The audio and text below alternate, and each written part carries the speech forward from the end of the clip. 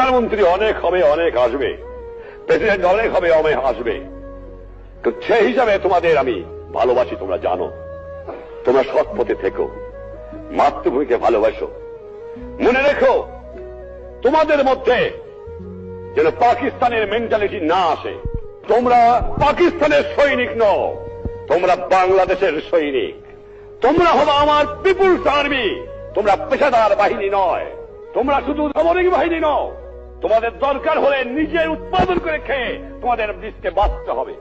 এটা হবে আমার জনগণের বাহিনী, এটা হবে পিপুলস আর্মি, এটা পাকিস্তানের পেশাদারি আর্মি হবে না। এইদিকে তোমাদের খেয়াল রাখা দরকার।